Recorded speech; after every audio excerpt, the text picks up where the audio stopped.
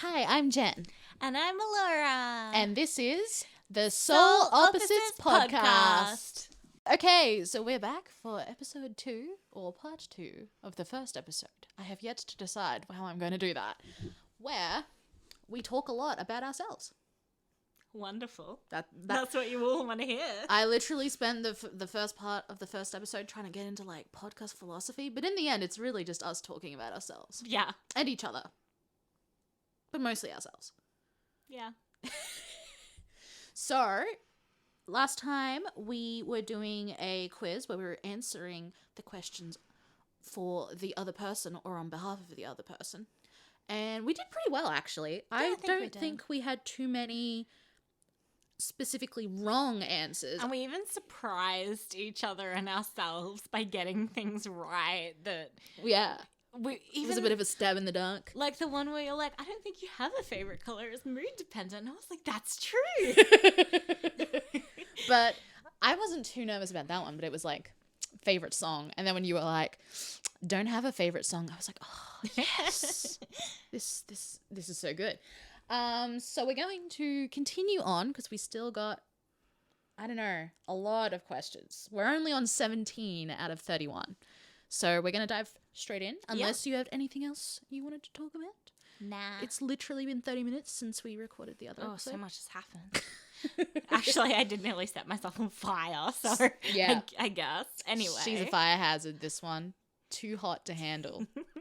All the matches were like, we don't need to exist, you're here. Yeah. Okay, so last time we talked about like preferences, so favorite foods, favorite songs, favorite colors or lack thereof. Now we're going to be diving in, I think, a little bit deeper. I think so. I can't remember all the questions, so we are up to, this one should be fun. Place you most want to travel to. And just a reminder, we're answering on behalf of the others. So I'm answering this for where Allora would most want to travel to, and she's answering where I would most want to travel to. And I feel like we both have our work cut out for us because you're not necessarily like I want to go there because it's like a big destination place. Mm-hmm. You're much more of a like, this is what I'm into at the moment. This is the vibe I'm going for. So I literally put down somewhere old. You're not wrong. Somewhere historic. That's it. And I wrote down, I like the history of places. I said not about the destination for her. No. It's much more about the vibe, the cool history, the cool people there, because I know you want to go to Oscar Wilde's grave. So, like, I was tempted to put down Paris. I was actually thinking that Paris is one of the places in the world I am least interested in traveling to. Mm-hmm. But unfortunately, I want to see Oscar Wilde's grave and some art. Yep. So it's almost like a begrudging, I'm going to have to go to Paris. I do want to see the lavender. Oh. In the French countryside. Been to Paris and I really liked it, but I'm a city person. Mm. I really like cities and Paris was really fun, even though I almost had my money stolen from me. So... I'm not overly interested in cities. I want to see like little port-side villages and history and like odd places. Like there's this museum of witchcraft. Oh yeah. And just things like that. See, that's interesting. I actually think it'd be really fun to travel with you because our interests are so opposite, but because I like seeing things that other people are passionate about, I would love to see traveling through your eyes, and I imagine it'd be like vice versa. Yeah. Like you'd be like, oh, I don't really want to do this in the city, but because Jen wants to do it, she's going to have fun. I'm going to have fun as a result kind of thing. Yeah. So that's... We just bounce off each other that way. Because I personally think me and you need to do Italy.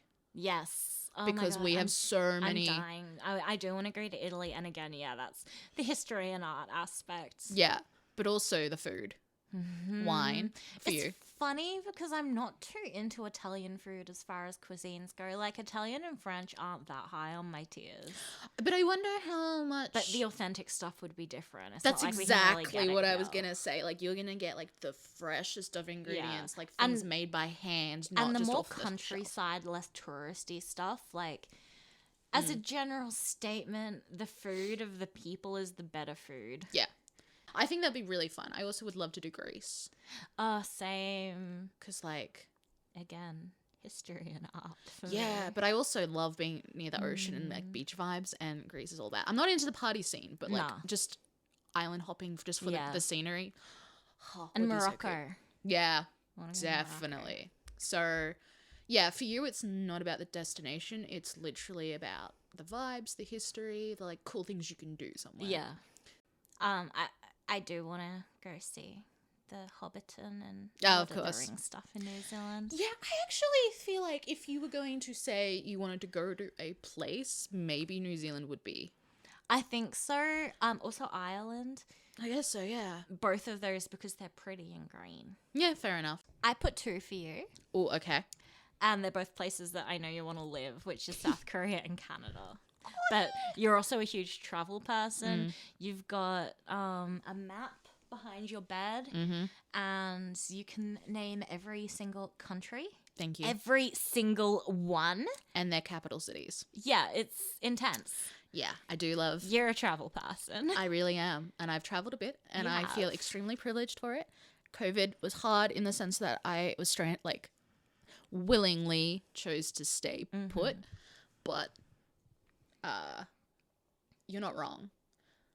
My dream place, like if I had to say I could only travel to one, like if you said to me you can only do one more holiday, where it be, it's actually Antarctica. So that was my answer for this. Take me with you. I'd love to do one of the research things at Antarctica. That's it. I would not want to do one of like the tourism cruises because I don't want to wreck the environment that I'm going to go see. I would love to like give back to it somehow. So I would love to do a scientific cruise. I also just am not a big crowd person. Nah. Like even if I'm on a bus tour with like 30 other people, that's too many. I need like less than 10. Yeah. So yeah, Antarctica has always been number 1 on my like bucket lists. But everything else changes. Okay, next question. This one should be super easy for you. Number 18. What are the other person's phobias? Birds. Guess what my pets are? I hate it. And you went away once and I had to look after them and one nearly died and it scared the bejeebers out of me. On top of the fact that, I had to go away for a bit and I was with my parents and it was like this family emergency thing. So Jen was looking after all the birds. And I want to clarify, this is not like birds in cages. This is a walk-in aviary. Yeah, like, wow, we are opposites. I mean, to be fair, that's your parents' aviary, not yours, but... but I did it. Like, I have the kind of phobia...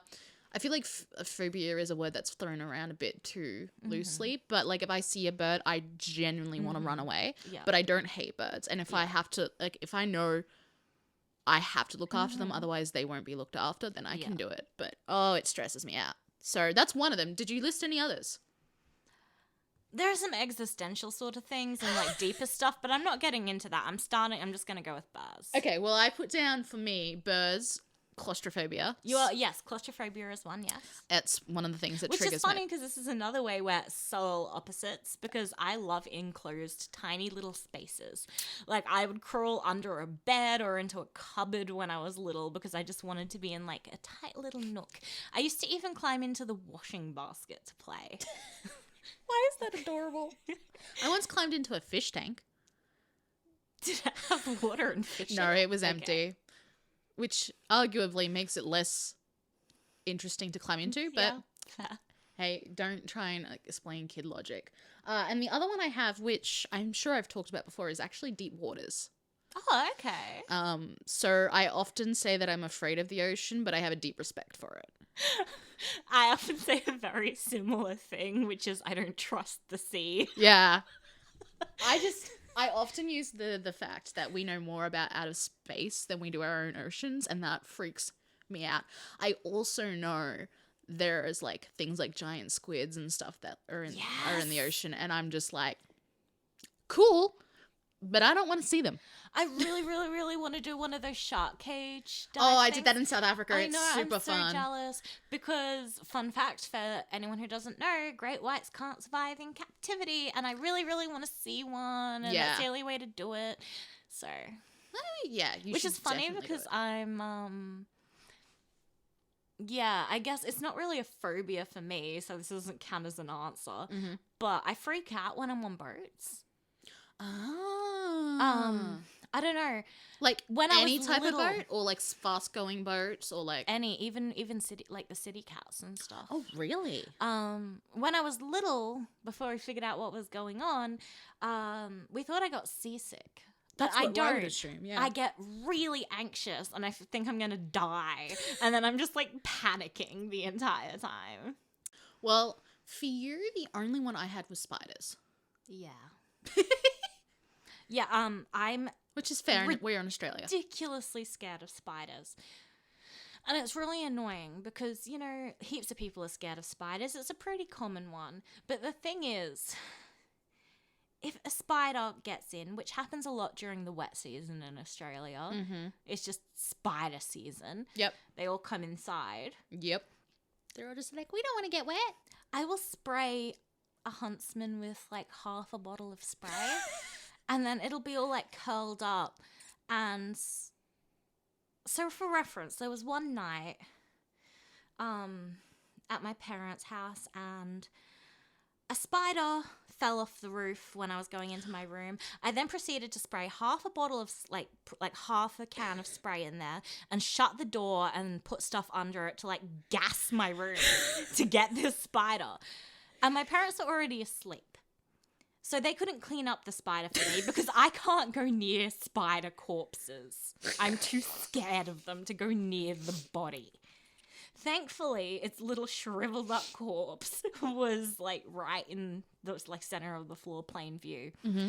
But it was in between me and the bed. So I couldn't go to bed until I got it moved. So what did you end up doing? I got a broom and me like holding the broom at full arm's length. Pushed it across the hallway and into the bathroom. Pushed it into a corner because I couldn't get close enough to sweep it up. Mm-hmm. And then I didn't want anyone to step on it or anything. So I then wrote spider in capital letters on a piece of paper and underlined it and used the broom to push that to the spider. I love it. It's not good. But do you know what's even worse? Times when I've been like basically living alone and a spider's gotten in and I've had to kill it and I can't clean up the corpse, so I just have to move it somewhere and then eventually it just disappears and that's even worse. It's a conspiracy. I do have a fun fact about just my general relationship with fear is strange. For one, I'm a bit of a horror junkie. You are. Love horror. So, as Jen knows, I was super into zombie stuff when I was a teenager. Yep.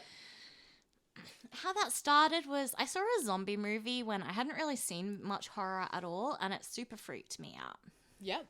Because I was definitely a bit of a scaredy cat of all that stuff when I was little, and I was not prepared for horror. And then my anxiety turned into this whole like planning for a zombie apocalypse to ease my anxiety until it became a fun activity. I remember this so clearly because you basically dragged me. So I was fine with horror movies, but for some reason zombie movies freaked me out.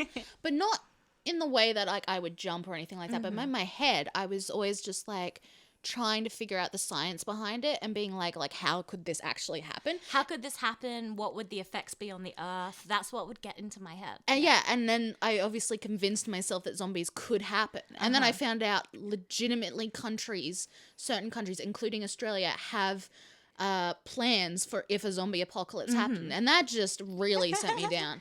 But to be fair, if I was in a position to make those plans, I would totally be making zombie plans for fun. But you know what ended up being, and this is going to be really morbid, so I'm going to have to put trigger warnings for spiders, like dead spiders. No spider wants to hear you describe their brother's corpse like you did before. I like how the trigger warning is for the spiders. Yeah. Not my mention of them for other people who are arachnophobic. No. But any spiders that may be listening. No, I was listening to you describing the corpse and I'm like, wow, I feel bad for these spiders. I know, that's what's so graphic about it, because I was like, this shouldn't be as scary as it is to me. And then this part, which I don't know how to do a trigger warning for, but like the way that I got over zombie, like not my fear, but like my anxiety about zombies was I realized that if a zombie apocalypse happens, I'm going to be the person that like dies first.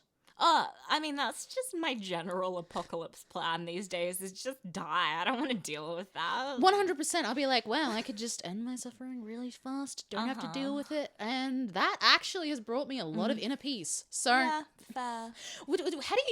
How do you do a trigger warning for that? Would you do that as like fatalism? Maybe. No. But it's interesting because I used to be scared of moths as well. Oh, when I was little. And boy, how times change. Now I collect framed moths. Yeah. And I'm really fascinated by them. Yeah. So I always have this weird, like, fascination thing with fear. You're also the person that if you have an injury, like a bruise or that, you'll just keep poking at it. Oh, yeah, totally. So, like, it is bizarre, but it's also not out of characteristic for you. I was even told recently that I did this as a child, too. I was petrified of dinosaurs. Really? That was like my biggest fear as a kid. Really? Mine was the dark. Even The Land Before Time would give me nightmares. But I think my reasoning was weirdly sound for a child, because I'd heard about how scientists were like trying to like clone a mammoth and all that, and then in my little 5-year-old brain I was like, but they won't stop there. This is how Jurassic Park happens. I was literally gonna say, and what age were you when you first watched Jurassic Park, and all your like worst fears were like on a screen in front of you? Probably under 10. Yeah. My parents tried to stop me watching it, and I'd watch it from around the corner. That is so you. But also, I had a book with all this information about dinosaurs. I'd totally forgotten until I was reminded recently.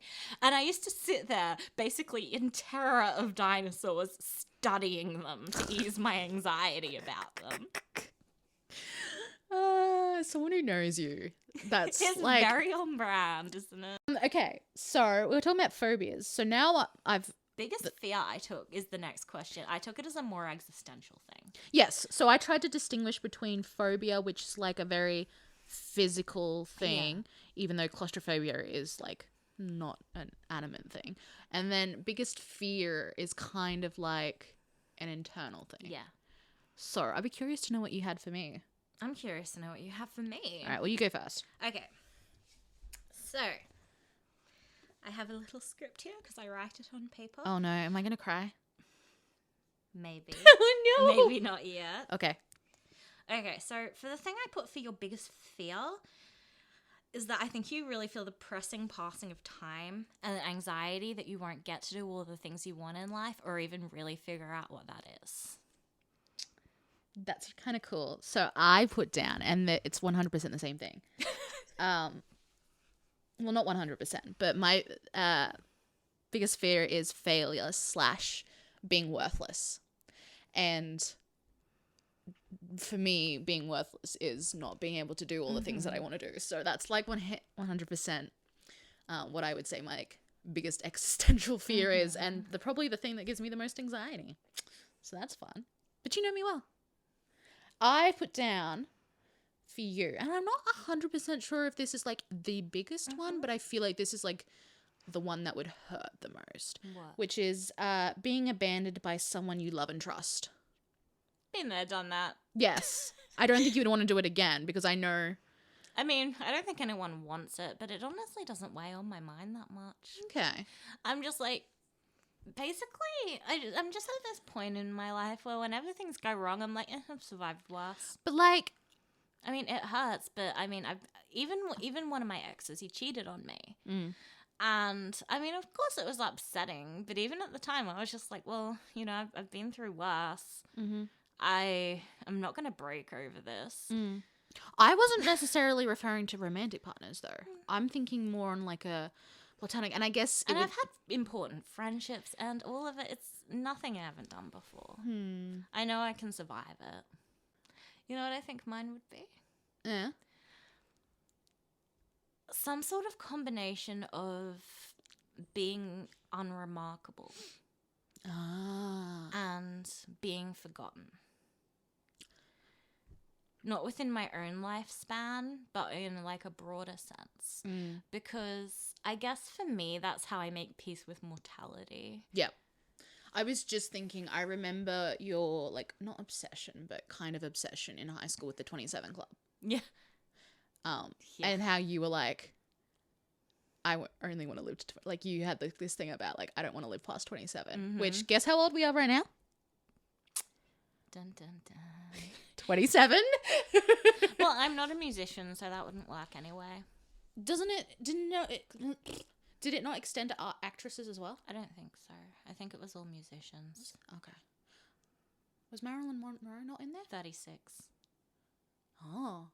See, that shows you how much I was paying attention to your obsession back then. That's how it shows you how disturbing it is that I can, like, name the ages like that. Yeah, but, like, that is a thing for you. And I know you am a have morbid person. A fascination with death. Like, what would you view as being remarkable? Memorable. Mm-hmm.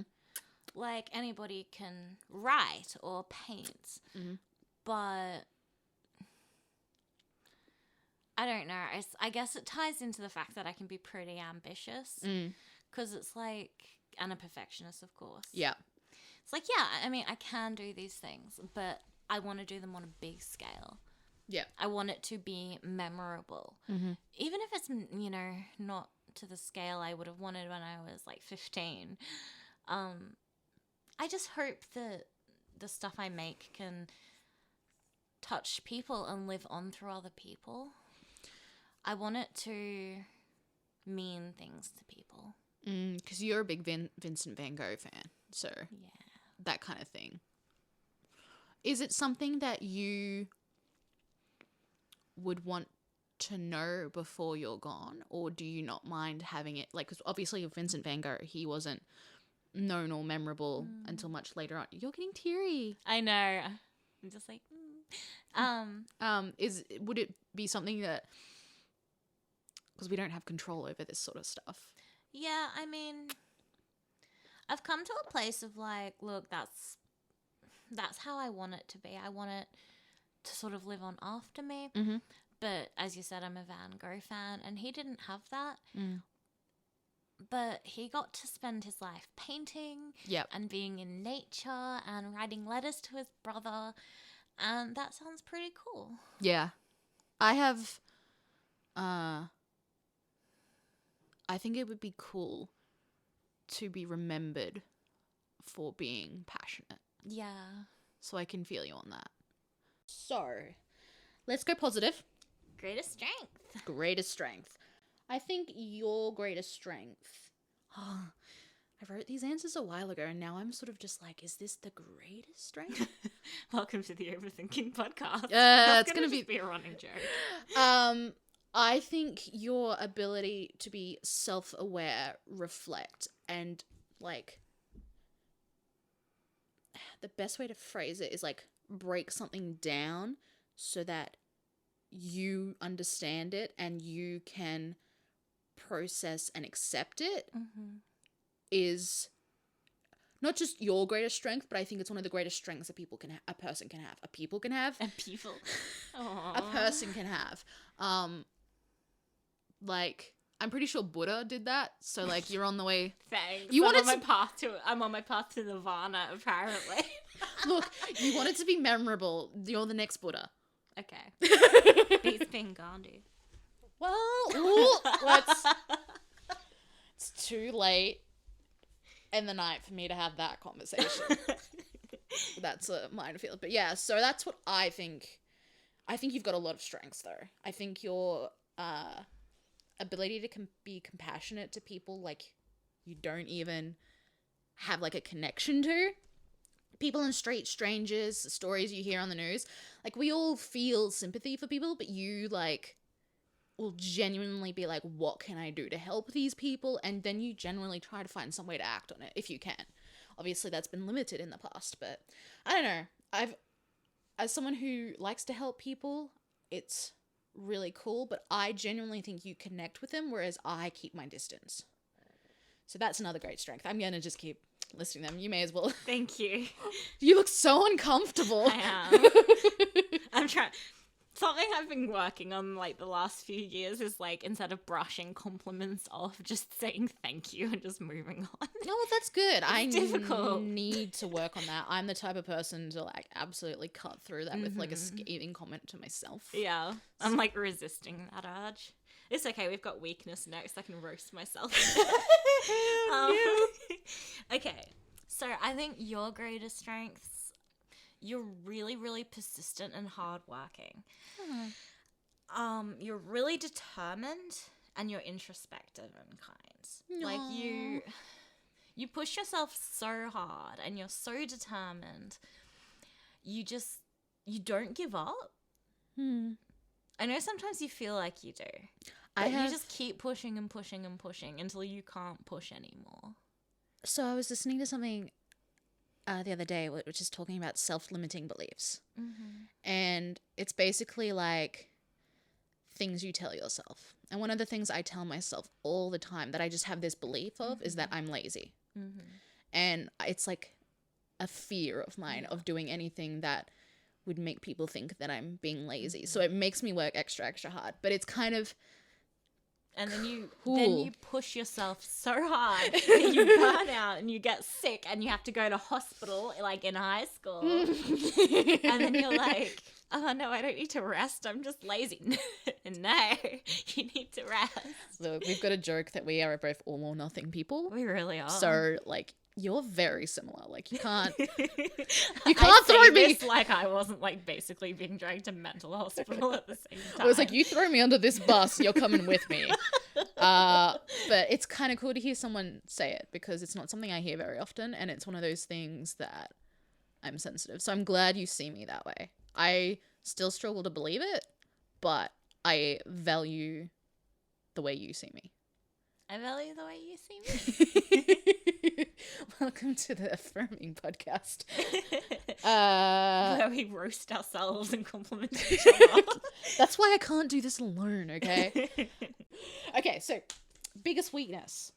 Oh God, I don't know if I agree with this anymore either.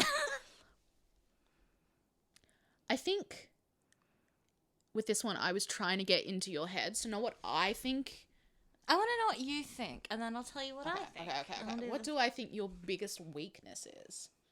Relying on external validation. True. Yeah, right? But I feel like you've been working fairly well on it. Yeah, honestly, I'm not a mantra-y person, but I've become pretty good at just not caring. Yeah. In high school, I didn't care too much. And then I went through a period right after high school where I cared far too much. And that went on for like a decade. But I think in high school, yours was like a complete self-defense. It was thing. Like, it wasn't coming from like a knee-jerk. Yeah, it wasn't coming. It was like a self-sabotage, tear myself down so no one else can do it for me. Familiar with that. Don't worry. But like, yeah. And then obviously uni, you didn't have a lot of control over stuff. So it makes sense that you were trying to control not the things people would say to you, but I guess how people saw you maybe, which would be like a very overachieving type of person. I still think, I mean, you literally just said that your biggest fear is not being remarkable or memorable, which it kind of relies on external validation. So maybe that's still accurate, but I don't know. It's still accurate, but it's changed. Yeah. Like, these days when people don't like me, I'm kind of just like, not my business, not my problem. Yeah. Which is just how I sort of go about it in my head. Or, like, if somebody's giving me a weird look, not my business, not my problem. Nice. Find out somebody, like, is, like, saying horrible things about me, they're welcome to. See, I would struggle with that. But like, and honestly, part of me, every time I hear things like, oh, you know, such and such was saying all this about you, I'm just like, do they have nothing better to talk about? Clearly, I'm just so interesting. Even people who don't like me want to talk about me. I was literally gonna say, well, at least they're still talking about you. Like, so clearly you're on their mind. Of course I come across people I don't get along with and don't like. Everybody does. That's normal. The thing is, if I don't like somebody, they're just not on my radar. Like, I have like in high school, I know there were heaps of people that would like have some weird problem with me. It's because they were intimidated by you. I don't know. I feel like maybe I just came across weird to them or something, but I was just always like, they're just not. Are you talking about beginning of high school, or are you talking about at the end? All through, I guess. But I think it's just like, they're not on my radar. They're not one of the people I interact with a lot, so they just don't really cross my mind. I don't know. I guess people, to me, in my opinion, people are just intimidated. But I think that's a fairly healthy attitude to have. Like, I am way too occupied and driven by, like, wanting other people to like me. Like, I literally said this in a message to you the other day that I am a recovering people pleaser, and I am in the very early stages of that recovery process. So, yeah. I feel like I was more, maybe not necessarily a people pleaser, because as we were saying, I did that like knee-jerk thing. You were definitely a, like, high achieving kind of person. Like, had to be the best, couldn't let someone do better than you, sort of thing. At least in the areas that you were passionate in. When you were in other areas, you weren't as, like... I wouldn't even try if I didn't care about it. But see, I think that's the perfectionism, and that is if also... I can't win, I won't even bother. Yeah, I'm exactly the same. That's why I, like, can't play games, and, like, I really struggle to get... I play cooperative games because of that. Okay. So you would agree with... Do you agree that that's a weakness, if not your biggest weakness? The external validation? Or do you have something else in mind? I'm an arrogant little shit. You can be, but, like, you would never do that rudely to people. And I say that as, like, a joking way, but what I mean is that, okay, so I'm not a fan of Sigmund Freud, clearly. It's like me with J.K. Turfling. But you know about, like, the ego and super ego. So I'm all super ego. I'm exceedingly moralistic. And whenever I think people are just not behaving well enough, you know, I hear people say things like, oh, you know, that's just human nature. That's just how people are. And I'm just like, well, I'm not like that. Get good. I'm a person. What's their excuse? Yeah, you do have, like, very... Yeah, morals is a good way. You've got very strict sort of thing, and it is very hard for you to accept other people being different. Not necessarily in the, like you get it, but you're like, I don't have to associate with those people. Oh, yeah. But, like, literally that's how I've made peace with that. I just choose not to associate with the ones that I don't agree with on these things. Which is so funny because we, like... fundamentally disagree on quite a few things. We agree with a lot of stuff, like the basic... But we agree on the important stuff. That's true. Whereas, like, if... I wouldn't bother trying to get along with someone who was, like, transphobic. Yeah, I'd just be like, bye, loser. I wouldn't even try. Yeah. But, like, the thing that comes to mind is, like, the one thing where I feel like we see the world so differently is, like, you are so monogamous. Yeah. Like, you are, like... But that's... And I am... When it comes to things like that, it's... You know, it's personal preference. It's a personal preference. I have friends who are polyamorous. You're ace and aromantic. And poly. In a very weird way. So it's like, I'm cool with however other people want to structure their relationships. That's their business. For me, I'm a super, super, super monogamous person. Yeah. And I'm like a hopeless romantic and have high ideals and expectations for romance. Yeah. That's not exclusive to polyamorous people either. Like, they can be really romantic. Oh, Yeah. But I'm just clarifying. Yeah. Specifically, like, this is how I want my relationships. Yes. This is how you view these your things are how type I of want mine. romanticism. And yeah. Other people can do the similar things, but in different contexts. Yeah. But mine is this way and this way only. Yeah. But I feel like a lot of my life I've almost been shamed about that, which is really strange. Yeah, I don't get it, but I have seen that. Yeah. You've seen the way people, like, and people always being like, telling me that, oh, I'm not normal about it, or putting me down because of it. Be like, oh, it's just because you're super insecure. It's all your problem. So you should just put up with people doing that. And then I just got to the point of, nah, just associate with people who are actually on the same wavelength as me. Yeah. And even psychologists and psychiatrists were telling me, you know, just put up with it. You're the problem. That's because I think toxic relationships are the norm. They really are. And I decided, no, thank you.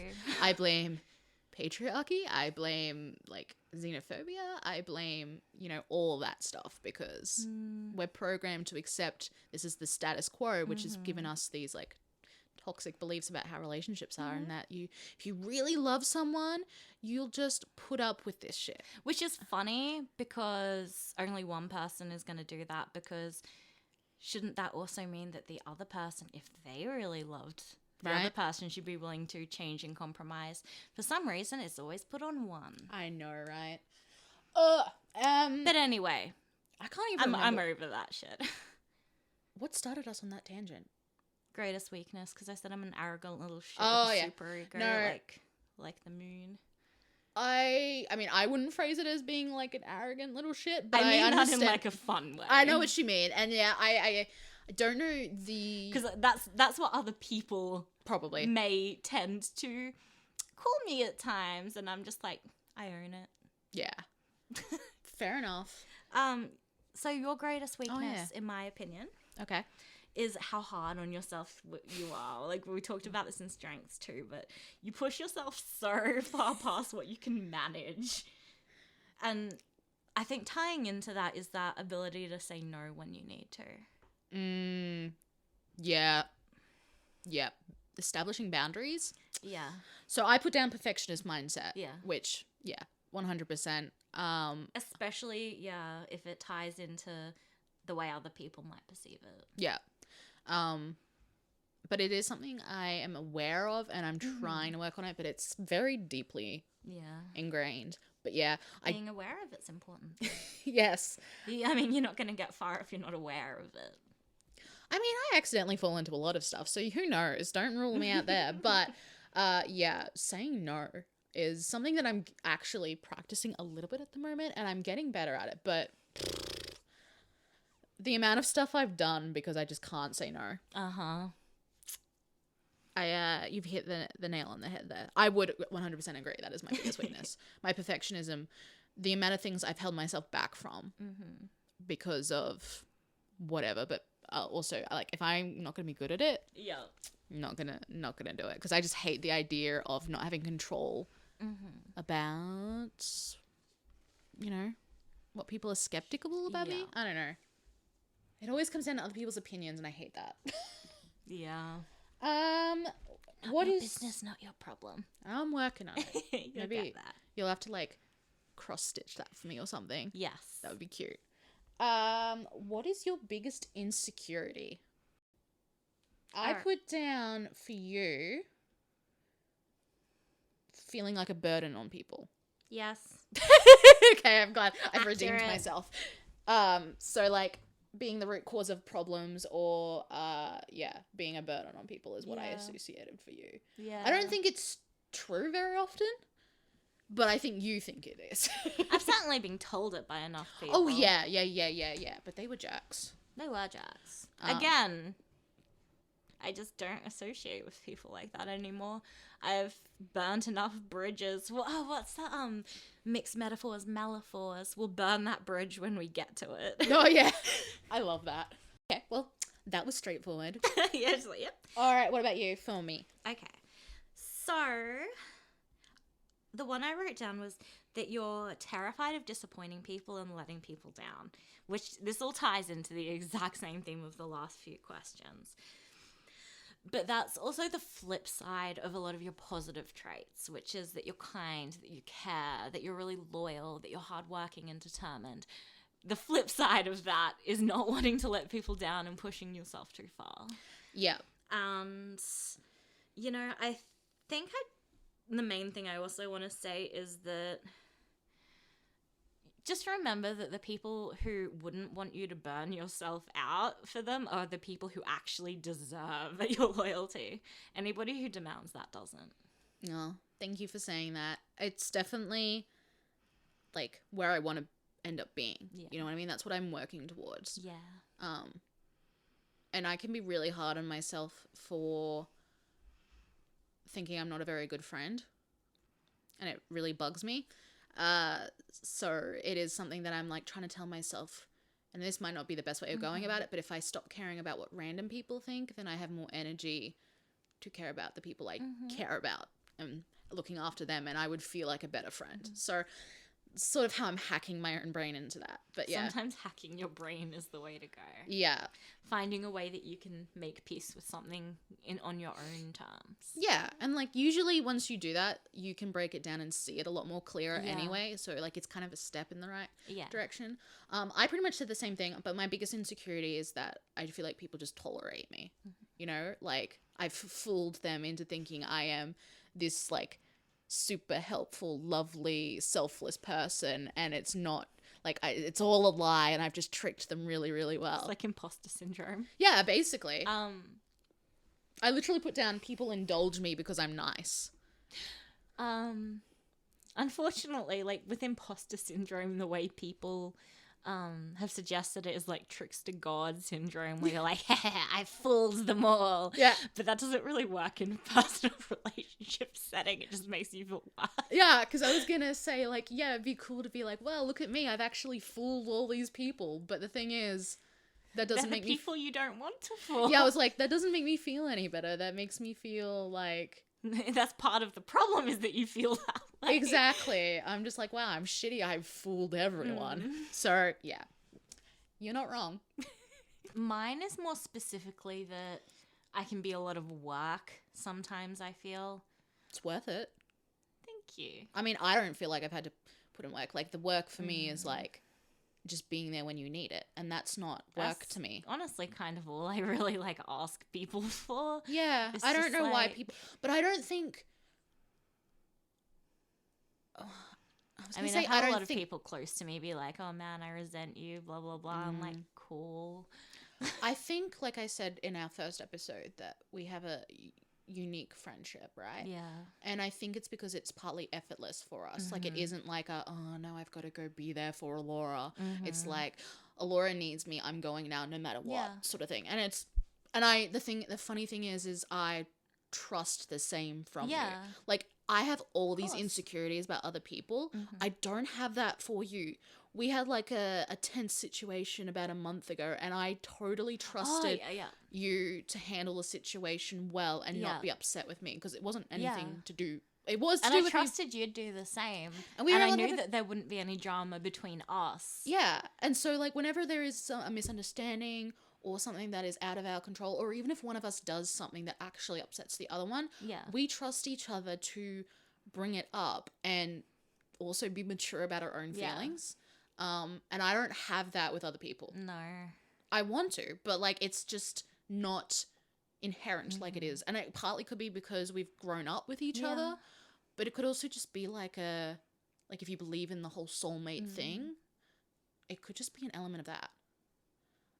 But other people don't have that. And I think it's something, again, like relationships where, we're taught to believe toxic things. I think the same thing can be true for friendships. Yeah. Because I know a lot of people our age who either don't have friends or don't have friends that they like can turn to when they need help. They'll have friends when they want to go out to have a good time, which is important. But if you can't turn to them in your time of need, if you can't show your weaker self to them, if you can't show your shadow self, if you want to go Carl Jung, then... I don't even call people in that category friends. They are acquaintances. Yeah, but that's like our understanding of it, right? Yeah. We have a deep emotional connection to people, to each other, partly because we've been spoiled with each other for so long. But whenever we... But also other people in our friend group. I was just going to say that. We attract. Your vibe attracts your tribe. But we are so lucky because we have, for people our age, like 27, we have a big friend group of people who will like take a bullet for you close. Yeah. Not absolutely. Like, let's go out and party. Like, I might not see you for 6 months, but if you were in trouble, I would walk 6 hours to your house. Yeah. Like, you've got a body, let's go hide it together. Yeah. It's just like thick as thieves. Yeah. And we've been like that for a long time. It's been the same group of people for a long time. Yeah. And yeah, we are so lucky to have that. Yeah. It's the one thing that I'm like... It's not even privilege. It's just like a thing that I'm like, if there's anything I'm grateful in my life, it's for my friends and family. Yeah.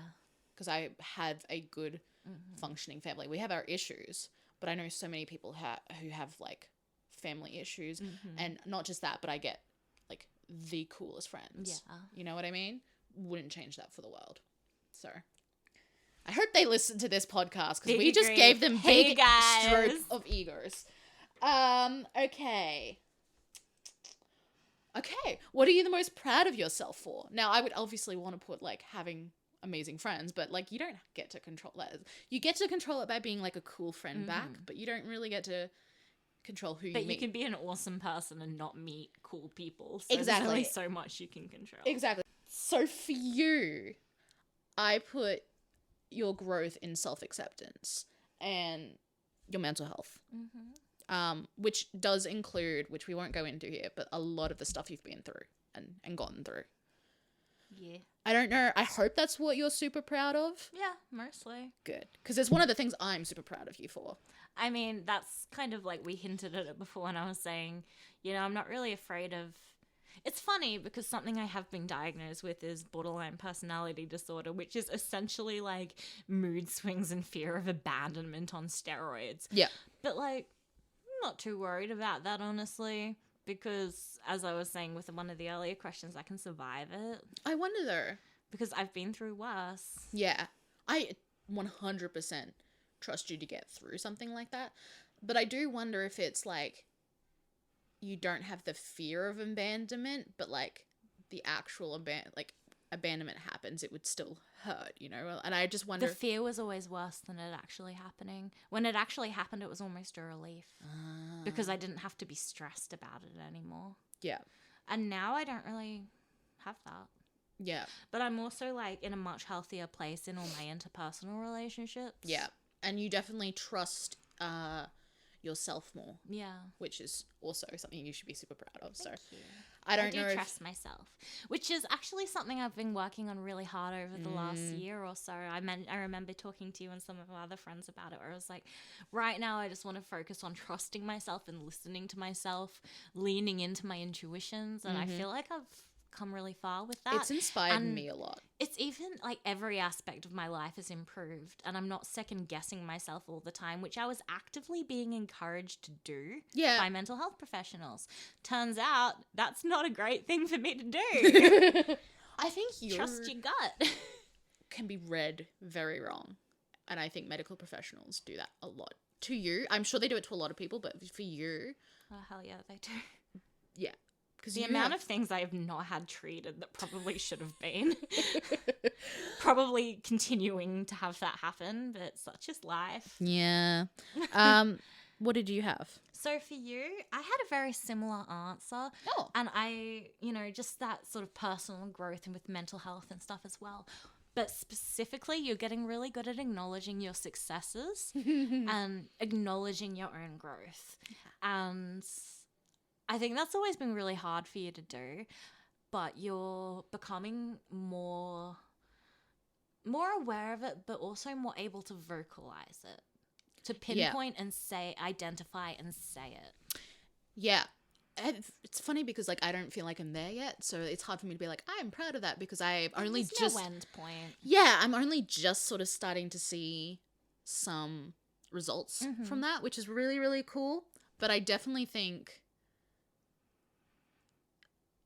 yeah, once I accept that about myself, I think that would be the thing I'm most proud of. The thing that I put down as most proud of is way more, not superficial, but like I'm really proud of my ability to take opportunities. Yeah. Like the amount of really random stuff I've achieved in my life. Like, you know, I'm 27 and I talk to people in my job all the time about some of the stuff that I do. And it's not me bragging. It's just, it comes up. Yeah.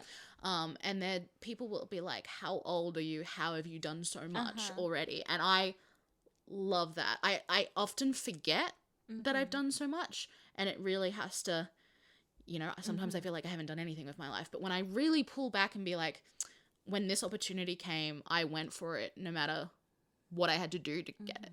And so that I'm super proud of. It's my traveling. It's my, you know, my volunteer work. It's my radio show that I did. It's like all the people that I met and make great connections with and then, you know, lost along the way, but everything played a part. So I'm really proud of that, and I'm really proud of the attitude I had towards it, and it wasn't at the cost of myself. I feel like I lost it somewhere along the way when a lot of my mental illness stuff really kicked in, but I'm getting back to that. And I think that relates to the self-growth thing that you were talking about. So it all ties in. But yeah, I love that. That was way more comfortable than strengths. It was. This one I struggled with. Who are your role models? So for you, it's not so much like struggle in the sense that I couldn't name people, but I'm just like, you're very influenced by a lot of people and sort of thing, and it's like I can't be like, it's not like I have specific role models. I put down Vincent Van Gogh, Frida Kahlo, Helena Bonham Carter, but I feel like that might be more of an older one. Sylvia Plath. Yep. Who else? Cobain. Of course, Kurt Cobain, yeah. Basically anybody who I think was a very nice person from what I can tell. I'm just like, yes, good. Oh, I guess I gotta put Samwise on there because you can't accept that he's not real. I mean, if we're gonna go into fictional characters, I feel like there's a lot more room. Yeah, well, role models isn't necessarily stuck to people. There's nothing in there that says my role model is my cat. He knows what he wants. He gets it. Damn the consequences. Yeah. He just chills, sleeps. It's all good. Just living the life. All right. I'm curious to know who you put down for me as my role models. I wasn't sure. It's not something I talk about very often because I'm not someone... I mean, obviously BTS, but like... Yeah. Besides BTS. So I said, I know you admire different people for different things, but I'm not sure they're necessarily in the role models category. Yeah. I would say there might just be some authors. Okay. But even then, I feel like it's more about that connection where you feel seen. And it's not necessarily the same thing as them being a role model. Yeah. And I feel like I have that same thing. The one person I would say who is a role model for me. But then again, like, what is your definition of role model? Like, do I want to live, like, in their footsteps? Or it's just someone that I take a lot of inspiration from. That's how I view it. The one person consistently is Oprah. Love Oprah. Like, I went through a really, really bad depression. And one of the things that, like, I associate with, like, seeing the light at the end was watching a documentary about Oprah talking about her philosophy on life. And it just, there was something so soothing about it that really helped me. So that's who I would say is, like, my biggest role model. But I also see her as human. Yeah. You know what I mean? I would be like, there are things that aren't perfect about her. There are things she's made mistakes on. But in general, if I could live my life like Oprah, I'd be pretty happy. Nice. So, yeah. I think I've picked one for me. Oh, yeah? My future self. Oh! Because I want to grow into a person that who I am now, like, I'll look back and know that who I am now would be really glad I grew into that person. I love that. Your role model is your future self. I'm doing, like, the flex arms. I love that. That's really cool. Because I always try and be the sort of person that I would have wanted to be or to have around for me when I was younger. It's so important to, if you don't have something or see something, you need to, like, become that something for other people. Yeah. And I think those people that have that influence on others have that in common. At least I think so. I mean, there's a lot of luck that goes into it too, but I remember one time when I was going through some shit and I was, like, pretty isolated where I was. And I remember just sitting there one day and I was like, I need to be my own best friend. I need to, be my own biggest supporter. I need to make choices that I am proud of. Yeah. And, be a sort of person I love being. So I worked really hard on that and I intend to keep doing that. I love that. Yeah. I think that's really, really and cool. That also makes it really easy for me to do the whole not my business, not my problem, because I'm content with who I am.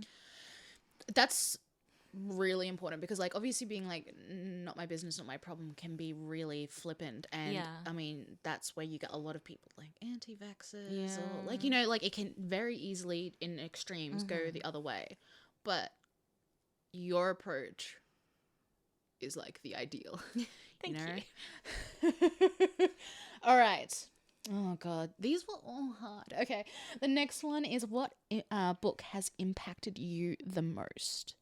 I struggled so much with this for you. I don't have a specific book, but I put down childhood stories in general because you have loved reading since you were younger, and I very much remember you loving being like wanting to be an author really bad. And I think that came from how much you loved reading and the books you were reading as a kid, and I feel like that made you really whimsical and creative too. Well, not made you, but let you explore that. One of my favorites when I was little was Anne of Green Gables. Oh really? I feel like once upon a time I knew that. So I knew it was something from childhood, but I just couldn't be like it was this book. I know you've got that book about fairies that you really, really loved. Oh, yeah. But I can't remember too much about it. I just know that you've shown it to me before. Is it the one with the weird-looking dolls in the pictures, The Winter Child? I think so. And a more modern one would be Boy Swallows the Universe by Trent Dalton.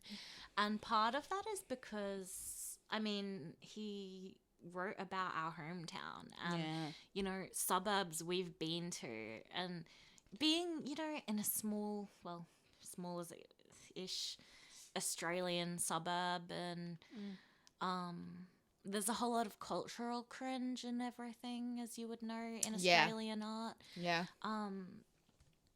So to be able to see something that appealed more to my own sort of upbringing, in Boy Swallows Universe, there's a lot of sort of stuff that was familiar to me growing up. And, you know, it was nice reading that, and from somebody who's been through similar things, from the same places that I am, with cultural cringe and everything that comes with it, being able to write these beautiful, touching stories that have so much depth. And it was sort of this aha moment of there is actually room for, you know, outer Brisbane suburbs writers. Yeah. Because I think I needed to see that at the time. Yeah. It's like if you don't see it in the world, it's really hard to believe it's possible. So I said for you, Big Magic, again, same as favorite book, and Braiding Sweetgrass. Yeah, I had Braiding Sweetgrass because that was like the freshest in my mind. And that is honestly a book would be hard to take off as like my number one sort of thing.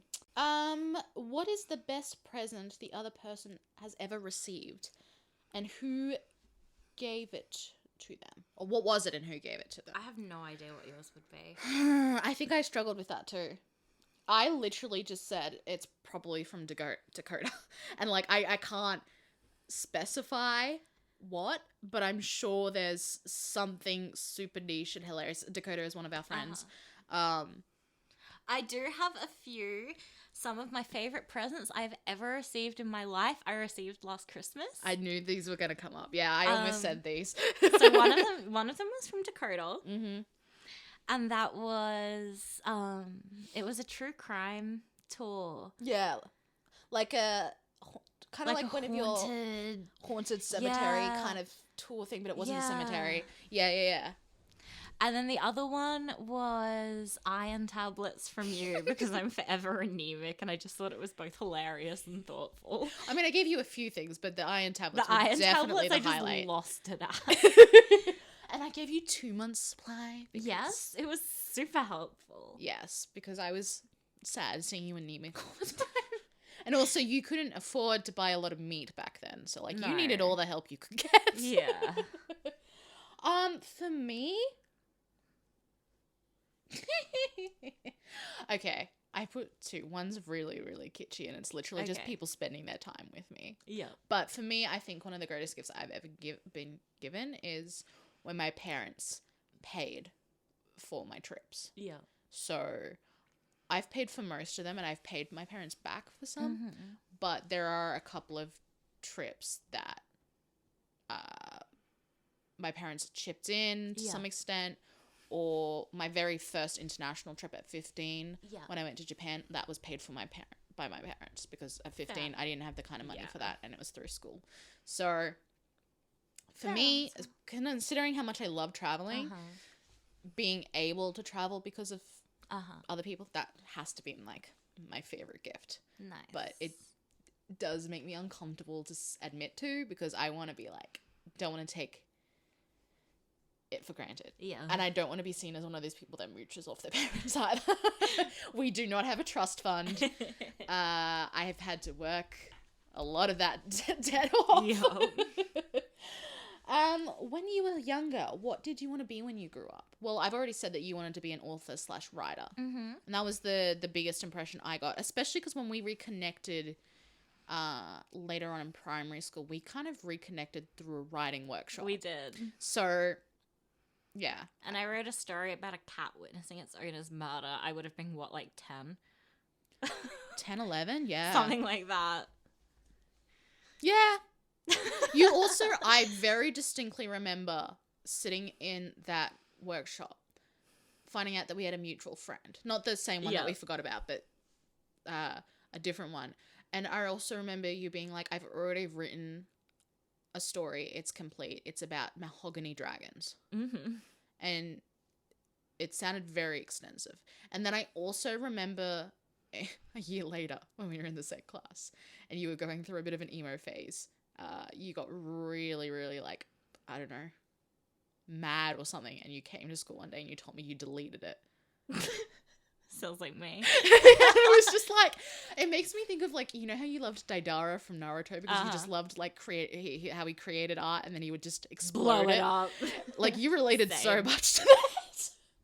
So that's the impression I have. So I don't know if there was anything else, but like author, writer, some kind of like artist. Excuse me, I wanted to be a witch at Hogwarts. I even wrote a letter to Hogwarts and I got one back from Hogwarts the next day. I always forget how much of a Harry Potter like fan you were. Yeah. Like I mean, I guess you still are, but not because of all the problems with the JK author. Rowling, Yeah. man. Yeah. But it doesn't really affect my life so much, but when I was little, I really loved it. Yeah, I know you connected with a lot of people through it too. So I missed the Harry Potter thing. Like because it was so popular, I was that kid that was like, I'm not reading the book that everyone else is reading. And then I read Twilight. Why did I do this? I was the same, and I was like all stubborn and refusing to read it. And the more everyone told me to read it, the more I like refused to. And then one of my friends and she really, really wanted to see it, and I kind of just got dragged along. Oh, to the movie. That's right. It was the first movie, and it had just come out, and she hated it. And she was like freaked out and everything. And I came out all like starry eyed. I want to be a witch. And then I went and saw it again that night at the drive-in movies. Oh, nice. Drive-in movies. First Harry Potter film. That's an experience. Twice in one day. How old were you? I don't know, however old I was when the first movie came out. I don't know what year that was. But see, I didn't read the first Harry Potter book until I was 17. Yeah. So I do not have the nostalgia that everyone else has with it. And I don't know how old I was when I saw the first movie. But it probably would have been the end of primary school. Yeah. So, yeah. What did you have for me? Mine's really boring. Teacher and journalist. Yeah, so teacher was primary school and then most of high school until I realized I hated kids. And then journalist. Yeah. Which I did go to uni for journalism, so. And then I wanted to be an actor. Yes. In high school. And then you went to uni for acting as well. Yep. That worked out for both of us. I think This is why teenagers shouldn't be expected to decide on their entire lives. I have so many opinions on that. And we're not starting on that now. That's a whole other episode. What are the top 3 things that stress the other person out? Okay, so I have, like, your existential dread and all that, basically, is your first one. Yep. Finances and money stuff, not in a greed way, but just in the, money is stressful all the time way. And clutter and mess is your third one. Ooh, okay. I know you hate clutter. I am a minimalist at heart. Yeah. You are a maximalist at heart. I don't know how to pronounce it. I'm like a clutter goblin. Yeah. You're just like... I want so many plushies and books on my bed that there's no room for me. But that's fine. I love you regardless. Us living, if we had to share a room, it would be a nightmare. Do you know what, though? I lived with you for about a month where we shared. Yeah, fair. We made that, like, that was fine. We do have this dynamic. We can make things work, yeah. Yeah, and I think we're way more tolerant of it in other people, like, in each other than we are for ourselves. For you, I had lack of control, unexpected costs, and passive-aggressive behaviors. True. And just for myself, I had last-minute changes, making big decisions, and running late because I was going way more superficial than you. Yeah. I hate being late. Like, I often say to everyone, I'd rather be an hour early than 1 minute late. Same. It just stresses me out like nothing else. I have a fun story about this. Oh, no. So I leave for work super early because I'm the same. I refuse to be late. And for one, I think it's incredibly rude. Just, you know, occasionally it's inevitable. Yeah. But if you're making a habit of it, you're just not managing your time. Yeah. So, And you're taking people for granted. It's just rude. And I've also always had it drilled into me that if you're not 15 minutes early, you're late. Yeah. So, there was actually a time recently, like very soon after I started my job, that I was on my way to work and some guy tried to steal the bus that I was on and then proceeded to commit armed robbery. Yeah. And because I'm so good at never being late, I still got to work on time and worked my shift. Thanks.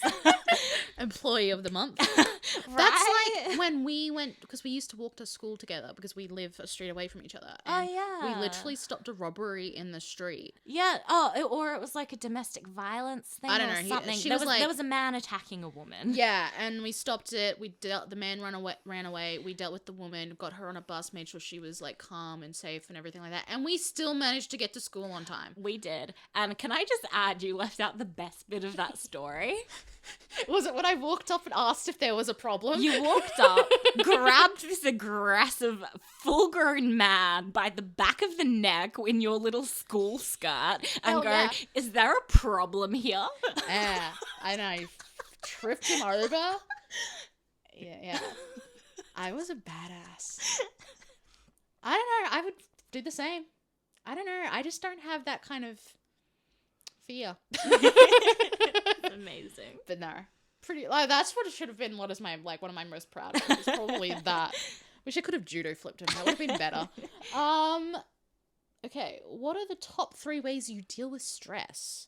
So for you, I put down beauty tasks. So like I don't know, but like skincare, like when you do your makeup, your hair, like. Fun fact, I cut my hair today. Oh my God. God. Cut in bangs. You were just like, yep, this is happening. Yeah. I also put down music and art. Yeah. I know art is like Accurate. your big thing. So that's what I put down for you. Yeah. I was really snarky when I did my own answers, so these are not going to match because you're not going to be as snarky as I was. Okay. So go for it. So I said like you alternate between comfort food and comfort not eating. Yeah. Sleep. Yeah. And you tune out to like YouTube and BookTube and reading. Yeah. I put down repression, distractions, and lists. I love a good list. I was like, repression, distraction. I need to be a little bit nice. Lists. List. I love a good list. Yeah, but the food thing is a problem. I need to deal with it. You're getting better. Like I'm trying to do intuitive eating. It's a process. Yes. All right, we're actually on the last question. Last question. And this is a cute one. What's your favorite memory of us? I'll let you go first. I have a feeling we may say the same thing. Is it that one summer in high school? And it was just like a lot of really cliche summer activities, but also really wholesome and innocent. Imagine a summer montage. We basically had a summer montage summer, like eating ice cream, rolling down hills near a beach. It's not as comfortable as it sounds. But there was a whole lot of giggling. Oh my God. We laughed so hard that summer. I actually went more thematic, but it's pretty much the same thing. I just said my favorite memory of us is our times near the water where we're having chats. So that summer we would walk along the beach a lot. We would chat a lot. We would go for walks in general, but we also have built a habit, at least now that you're back in the area sort of thing, of going to the beach when we want to just sit and talk and get things off our mind. Which is what we're thinking of making the logo. We'll see if I get around to drawing that up soon. Yeah, you're very busy. Sort of us by the beach in your car. I think so, because we've had a lot of conversations in the front of my car. So for me, that's like a favorite memory, even though it's not a single memory. Yeah. But I love that summer you're talking about. That's like when I think about when I was at my happiest, I think it was that summer, which is that sounds really sad, but like it's just like the height of that being at peace with everything. It was what being a teenager was supposed to feel like. Yeah. And we didn't get a lot of that.